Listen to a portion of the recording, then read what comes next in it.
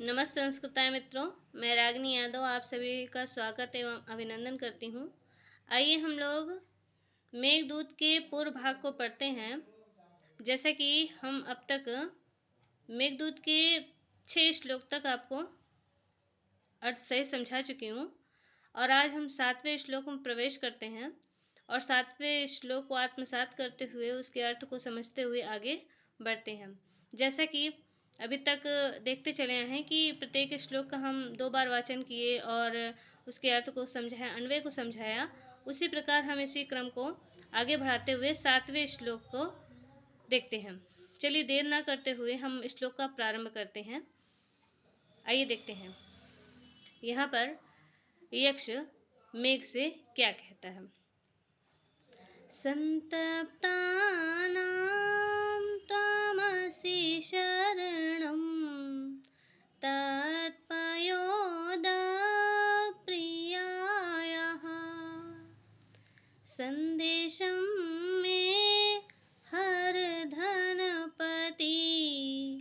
क्रोधविश्लेषितस्य गन्तव्या ते वसतिरलका नाम यक्षेश्वराणां वाहुद्याना स्थितहर्षिरश्चन्द्रिकाद्योतमयः चंद्रिकाद्योतमर्या। आइए दूसरी बार हम फिर से इसका पारायण करते हैं और फिर इसके अन्वय को और अर्थ को समझते हैं। संतप्तानां त्वमसि शरणं तत्पयोदप्रियाया संदेशं मे हरधनपति क्रोधविश्लेषितस्य गन्तव्या ते वसतिरलका नाम यक्षेश्वराणां वाहुद्याना स्थितहर्षिरश्चन्द्रिकाद्योतमर्यः चंद्रिकाद्योतमर्यः। आइए अब हम इसके अर्थ को समझते हैं और अन्वय को भी जानते हैं। सबसे पहले यहाँ पर यक्ष मेघ से कहता है कि पयोद, हे बादल, हे जलद, संतप्तानां त्वमसि, तुम असी, तुम हो, कौन हो? तो बोले संतप्तानां शरणम, संतप्त जो ताप से संतृप्त हैं ऐसे संतृप्त व्यक्तियों के तुम एकमात्र शरण हो, रक्षक हो। किससे कह रहे हैं? मेघ से कह रहा है। कौन कह रहा है? यक्ष कह रहा है। तो क्यों, आगे क्या क्या कहना चाहता है यहाँ पर यक्ष मेघ से? तो कहते हैं इसीलिए, तत् माने इसीलिए, संदेशं मे हरधनपति क्रोधविश्लेषितस्य। कहता है यहाँ पर यक्ष मेघ से कि धनपति क्रोध विश्लेषितस्य, धनपति अर्थात कुबेर, जो धन के राजा हैं वो कुबेर हैं। तो ऐसे धनों के राजा जो कुबेर हैं, उन कुबेर के क्रोध से जिसका विश्लेष हो गया है, विश्लेष माने अलगाव, ऐसे अलगाव हुए में मेरे संदेशम माने संदेश को, प्रियाया हर, प्रिया के पास, मेरी प्रियतमा के पास, हर माने ले जाओ। किससे कहा? मेघ से कहा। किसने कहा? यक्ष ने कहा। क्यों कहा? कहा कि तुम तो जो है एकमात्र शरण हो, एकमात्र रक्षक हो, किसके? जो संतृप्त हैं, जो प्रेम या काम भाव से सताए हुए हैं, ऐसे लोगों के तुम एकमात्र क्या हो? शरण हो। इसलिए तुम मेरे संदेश को मेरे प्रिया के पास ले जाओ। और प्रिया से कैसे क्या कहाँ पर है उसकी प्रिया? तो कहे कि यक्षेश्वराणाम अलकाम वसति गंतव्या ते। तो कहाँ कि कहाँ जाना चाहिए? तो कहाँ जो है यक्षेश्वराणाम, यक्षों की जो नगरी है, यक्षेश्वराणाम माने यक्षों की जो नगरी है, अर्थात यक्ष कौन है? यक्ष और यक्षेश्वर, ईश्वराणाम, ईश्वराणाम मतलब जो यक्ष के ईश्वर है अर्थात स्वामी है। तो ऐसे यक्षों के जो स्वामी हैं अर्थात कुबेर की अलका नामक जो नगरी है, और उस नगरी में वसति माने रहता है कौन? कुबेर। तो उस कुबेर की नगरी में गंतव्य माने जाना चाहिए। किसको जाना चाहिए? ते। अब पहचान क्या बताई कि पहचानोगे कैसे कि वो यक्षों की नगरी है? तो उसकी पहचान के लिए, उस नगरी की पहचान के लिए यहाँ पर यक्ष जो है मेघ से कहता है वाहुद्यान स्थित हर शिर चंद्रिका द्योतमर्यः। कहते उसके महल, कहाँ के महल? मलिए अलका के जो महल हैं, वो अलका के महल धौत माने सफ़ेद हैं और ऊपर से मतलब उसे पुताई उताई हुई है, बड़े अच्छे से संगमरमर की जो सफ़ेदी होती है, ऐसी सफ़ेदी उसमें दिख रही है।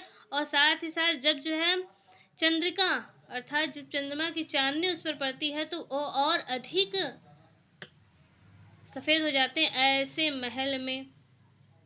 ऐसे महल वाला है वह नगरी, वह यक्ष की जो नगरी है, वह यक्षों की जो नगरी है, यक्षेश्वरों की जो नगरी है, वह जो है कैसी है? तो चंद्रमा की चांदनी से और अधिक सफ़ेद हो गई है, ऐसी नगरी अलका नगरी में जाना चाहिए।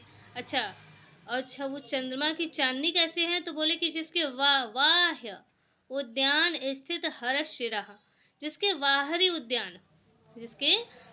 उद्यान में स्थित हर माने भगवान शिव के सिर माने सिर पर, चंद्रिका मस्तक पर जो चांदनी है, चंद्रमा है, उसकी चांदनी से सफ़ेद और अधिक उज्जवल हो गए हैं, ऐसे महलों से युक्त वह अलका नामक नगरी है। ऐसी अलका नगरी नामक नगरी में तुम्हें जाना चाहिए। और वो नगरी किसकी है? तो यक्षेश्वराणाम अर्थात यक्षों के राजा, यक्षों के स्वामी कुबेर की वह नगरी है, और उस नगरी में तुम्हें जाना चाहिए। यहाँ पर यक्ष अपने संदेश को ये मेघ के माध्यम से पहुँचाने के लिए वह एड्रेस बताता है, वह पता बताता है कि तुम्हें कहाँ जाना चाहिए। और पता बताते हो वो सारी स्थिति बता देता है कि यहाँ पर मेरी जो यक्षिणी है, मेरी जो प्रिया है, वो मेरी जो प्रियतमा है, वह जो यक्षों के राजा कुबेर की नगरी अर्थात अलका में रहती है, और अलका नगरी कैसी है उसका भी यहाँ परिचय बताता है।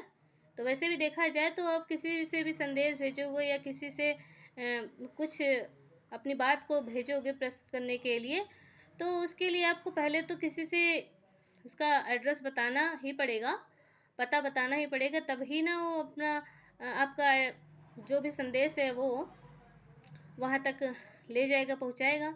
उसी क्रम को आगे बढ़ाते हुए यहाँ पर यक्ष भी मेघ से अपनी प्रिया का जो है एड्रेस बताता है कि कहाँ तुम्हें जाना है। इस प्रकार यह श्लोक आपको समझ में आ गया होगा, और इसमें मंदाक्रांता छंद आपको पता ही है। आइए फिर से इसका अर्थ क्रम से मैं सेट करते हुए आपको बताती हूँ। यहाँ पर यक्ष कहता है मेघ से कि हे पयोद माने मेघ, जलद, ठीक। तो हे मेघ, तुम संतप्ता नाम जो ताप से सताए हुए हैं, ऐसे ताप से सताए हुए के शरण माने रक्षक हो।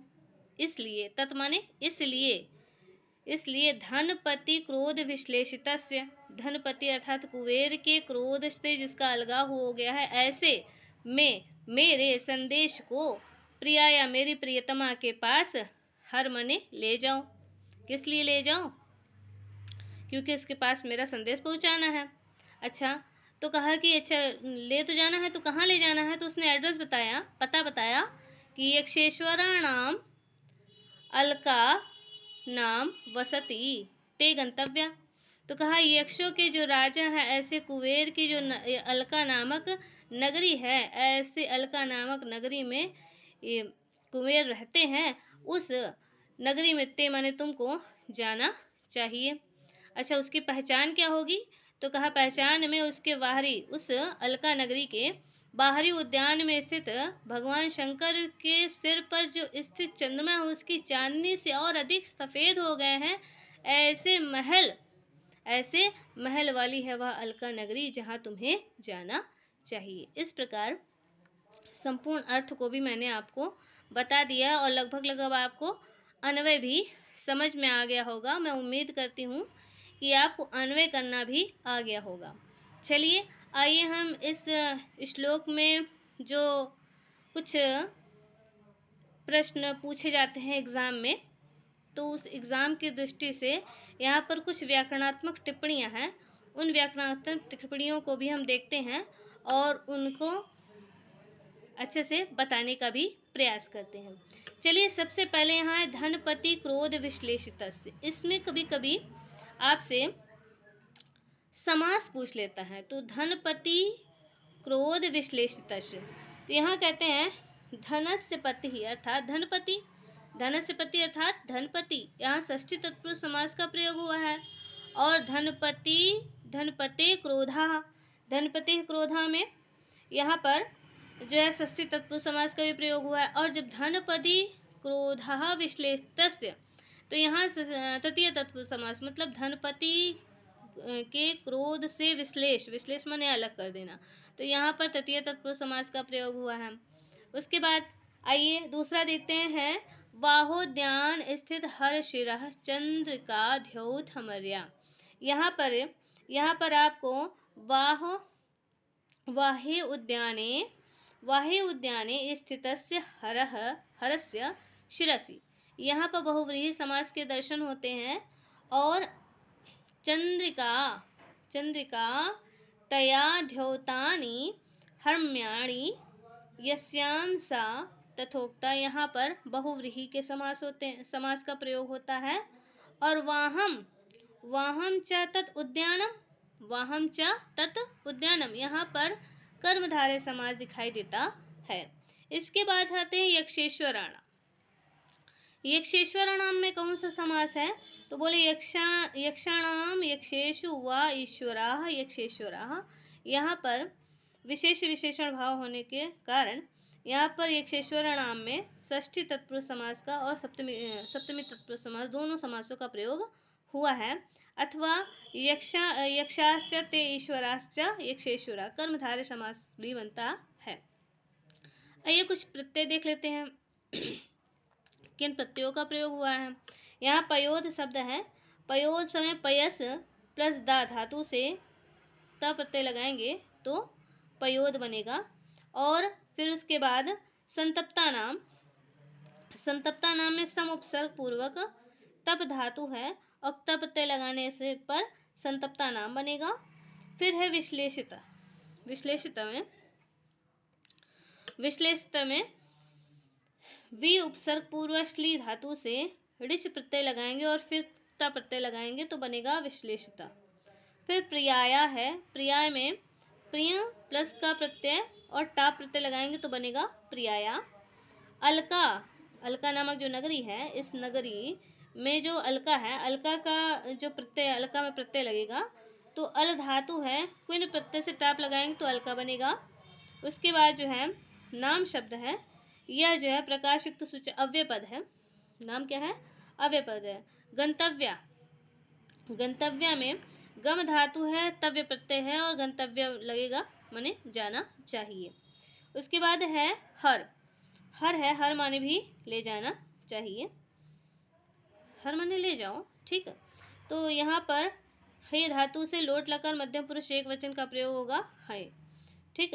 हर लोट लकार मध्यम पुरुष एक वचन का प्रयोग होगा। और वसति शब्द में वस प्लस अति प्रत्यय लगेगा, वसति। इस प्रकार यहाँ पर देखा जाए तो संपूर्ण श्लोक में परिकर अलंकार का प्रयोग हुआ है। कैसे? तो यहाँ पर पयोद शब्द है, पयोद शब्द में जो है सार्थक विश्लेष और विशेष से परिकर अलंकार का प्रयोग दिखाई देता है। इस प्रकार हम संपूर्ण श्लोक को आत्मसात कर चुके हैं और लगभग लगभग आपको समझ में भी आ गया होगा। आज की क्लास यहीं ख़त्म करते हैं। आगे फिर हम लेके आएंगे 8वें श्लोक को और 8वें श्लोक का पारायण और उसका अर्थ बताते हुए अन्य चीज़ों को समझाने का प्रयास करेंगे। आज के लिए इतना ही। धन्यवाद।